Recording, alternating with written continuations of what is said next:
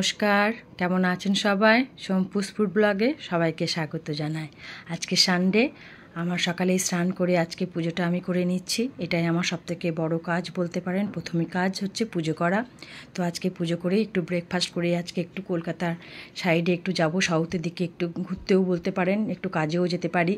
তো সেটা আজকে সবটাই পুরো ভিডিওটা আপনারা দেখুন। আশা করি আজকে ভিডিওটা আপনাদের খুব ভালো লাগবে।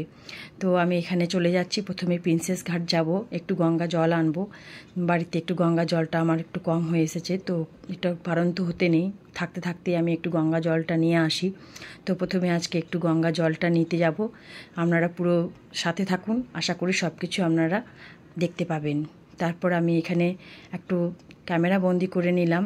বলুন তো, এই মেঘের মধ্যে যে পিকচারটা দেখতে পাচ্ছেন, সেটা কি আমি যেটা ভাবছি সেটা কি আপনারা দেখতে পাচ্ছেন? যদি মনে করেন যে কিছু বুঝতে পারলেন, অবশ্যই আমাকে কমেন্ট করে জানাবেন।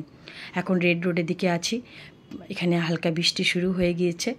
এই রেড রোডটা কোথায় বলুন তো? যেখানে কার্নিভাল হয় দুর্গাপুজোর সময়, মমতা ব্যানার্জি যেখানে কার্নিভাল করেন, সেই রাস্তা দিয়ে আজকে আমি একটু প্রিন্সেস ঘাট যাচ্ছি।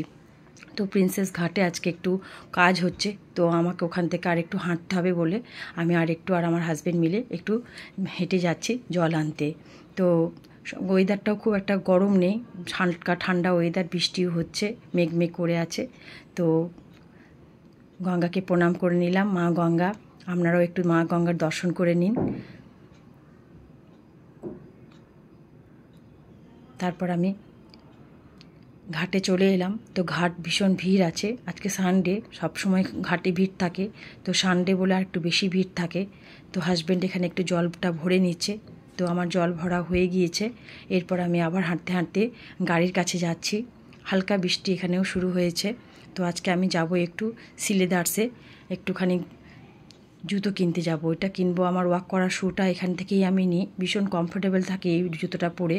তো যখনই আমার কমফোর্টেবল জুতো পরার ইচ্ছা হয়, তখনই আমি সিলেদার্সেই আসি। তো হাজব্যান্ডও আর ছেলেও একটা ঘরে পরার জন্য জুতো নিয়ে নিল, আর আমিও একটা ওয়াক করার শ্যু নিয়ে নিলাম। তো আমাদের হয়ে গিয়েছে। তো এবারে বেরিয়ে যাচ্ছি। গড়িয়াহাটে সিলেদার্সটা খুব বড় এবং খুব হালকার ফাঁকার মধ্যে ভালো ভালো জুতো চুজ করা যায়। তারপর এখন ঘড়ির কাঁটা 1:30, আমি ভজহরি মান্নাতে লাঞ্চ করতে চলে এলাম। দুটো ভিডিও আমি দিয়েছি ভজহরি মান্না, একটা কলকাতার, একটা পুরীতে আমি গিয়েছিলাম, সেখানকার ভজহরি কিন্তু আপনাদের সাথে শেয়ার করেছি। তো আজকে ভিডিওটা আপনাদের সাথে ভজহরির সাথে খাওয়ার লাঞ্চটা আপনাদের শেয়ার করছি। আশা করি আপনাদের খুব ভালো লাগে। যারা যারা ভজহরিতে খান তারা তো আশা করি বুঝবেন ভজহরি মান্নার খাবার কতটা টেস্টি হয়। তো আমার ফিশ ফ্রাই প্রথমে একটু নেওয়া হয়ে গিয়েছে। ছেলে তো বাইরে লাচ্ছা পরোটা ছাড়া ভাত খায় না, তো ও একটু লাচ্ছা পরোটা, একটা চিকেন রেসিপি নিয়ে নিয়েছে। আর আমিও একটু কাঁকড়া নিয়েছি, বহুদিন পর একটু কাঁকড়া খেতে ইচ্ছা হলো। তো কাঁকড়া, কাতলা মাছের ফ্রাই, মাছের মাথা দিয়ে মুগের ডাল, আর এই মোড়ালা মাছ ফ্রাই। এত টেস্টি হয়েছিল এই মোড়া মাছ ফ্রাইটা। বাড়িতে করলেও আমাদের এত টেস্টি হয় না। ভজহরি মান্নাতে যে সব রান্নাগুলো আমি খেয়েছি, আমার খুবই ভালো লেগেছে। তো ওই জন্য আপনাদের সাথে একটু শেয়ার করি। যারা যারা খান বা যারা যারা খেয়েছেন তারা তো আশা করি বুঝতে পারবেন। তারপর আমার শেষ পাতে থাকে নরেন গুড়ের আইসক্রিম। এটা আমার না খেলে খাওয়াটাই আনকমপ্লিট থেকে যায়, তাই আমার খাওয়া হয়ে গিয়েছে। তো এরপর আমি আবার গাড়িতে উঠে পড়লাম। এখন ঘড়ির কাঁটা বাজে 3টে। তো এখানেও হালকা বৃষ্টি শুরু হয়েছে। তো ছেলে ড্রাইভ করে এবার নিয়ে যাবে। তো হালকা বৃষ্টির মাঝখানেই আমাদের ওয়েট করতে হচ্ছে না, ওইখানেই আমরা গাড়ি স্টার্ট দিয়ে দিয়েছি। এখানে হালকা বৃষ্টি শুরু হয়ে গিয়েছে। সাউথের দিকে কিন্তু বৃষ্টিটা হয়েছিল, আমরা তো থাকি ভিআইপি দিকে। ভিআইপিতে যখন আমি পৌঁছালাম তখন কিন্তু বৃষ্টিটা একদমই হয়নি, একদম শুকনো ছিল। তো বাড়িতে চলেও এসেছি। এখন ঘড়ির কাঁটা বাজে সন্ধ্যে 6:30।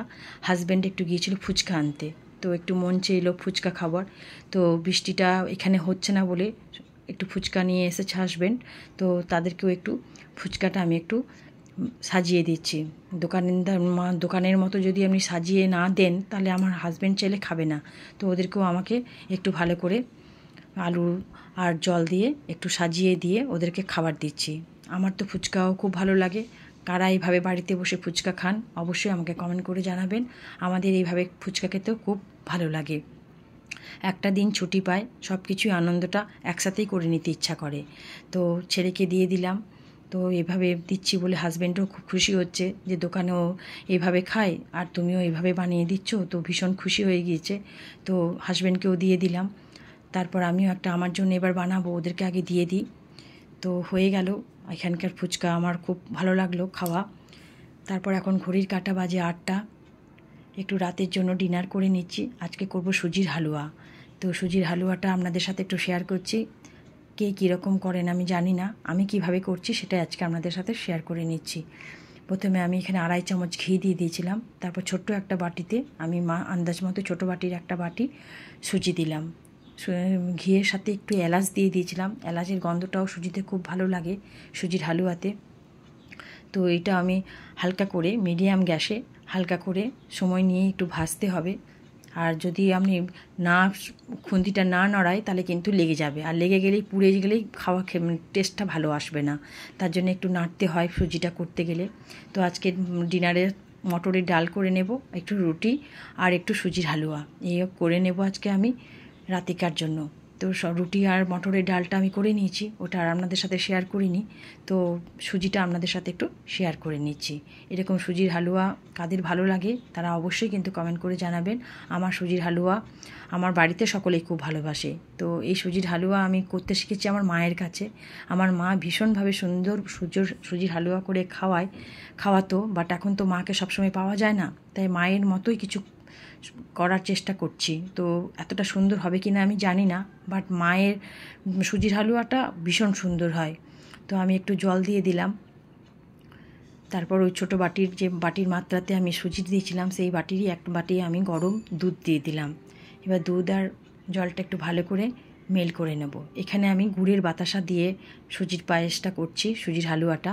আপনারা এখানে চাইলে মিচড়িও দিতে পারেন। মিচড়ি আর গুড়ের বাতাসা দিয়ে সুজির হালুয়াটা কিন্তু খুব টেস্টি হয়।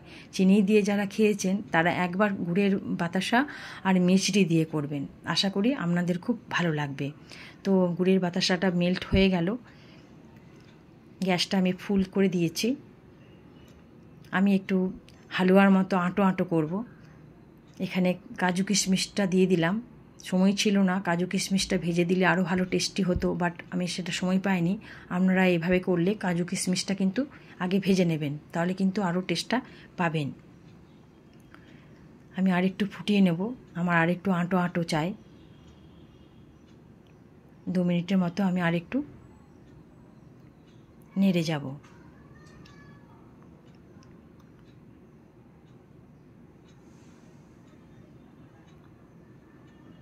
এই আটো আমার হয়ে গিয়েছে। এরপর আমি নামার শেষে আমি 1.5 চামচ মতো ঘি দিয়ে দিলাম। এখানে 1.5 চামচ দিয়ে দিলাম, আপনারা এখানে 2 চামচও দিতে পারেন। ঘিটা কিন্তু অবশ্যই দেবেন, তাহলে যে সুজিটা পুরো আমরা ঠাকুরের যে ভোগ মতো রান্না হয় সেই একটা ফ্লেভার পাবেন, ঘিয়ের একটা ফ্লেভার পাবেন, খেতে দুর্দান্ত হয়।